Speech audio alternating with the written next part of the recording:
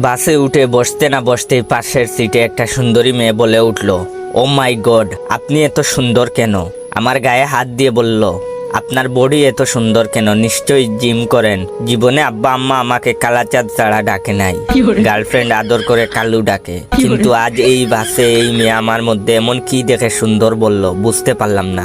মনে মনে লজ্জা পাচ্ছিলাম। একটু পর মেয়েটা আমার পাশে বসা ছেলেটাকে বলল, এই যে ভাই, আপনি উঠুন, আমি এই ভাইয়ের পাশে বসতে চাই, আপনি আমার সিটে বসুন। দেখলাম ছেলেটা সুরসুর করে পাশের শাড়ির মেয়েটার সিটে গিয়ে বসলো। মেয়েটা বসলো আমার পাশে। খেয়াল করে দেখলাম মেয়েটা বেশ সুন্দর। কয়েকদিন আগে টিভির বিজ্ঞাপন দেখে একটা ফেস ওয়াশ কিনেছিলাম। বিজ্ঞাপনে বলা ছিল এই ফেস ওয়াশ 4 সপ্তাহ মাঝখানে ত্বক হবে উজ্জ্বল ও চকচকে, কিন্তু 2 সপ্তাহ যে কাজে দিবে এটা ভাবিনি।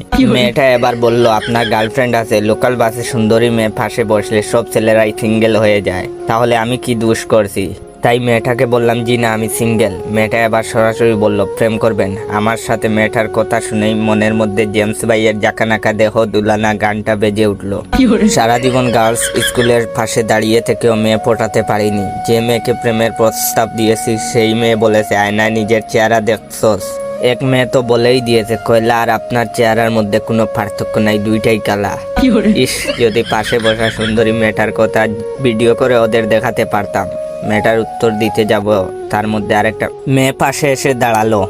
দাঁড়িয়ে আমার পাশে বসা মেয়েটিকে বলল, বাসে বসা সুন্দর ছেলেদের দেখলেই প্রেম করতে ইচ্ছে করে না?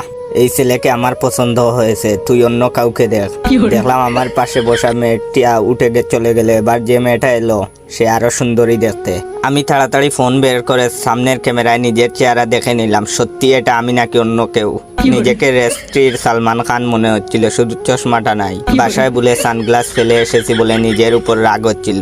এটা ছিল ভিডিওর প্রথম পার্ট। দ্বিতীয় পার্ট দেখতে অবশ্যই আমার এই ভিডিওটা আপনার 10 জন বন্ধুকে শেয়ার করবেন। এই ভিডিওতে 10,000 লাইক এবং 500 কমেন্ট হলে আমি সেকেন্ড পার্ট নিয়ে আসবো। ধন্যবাদ।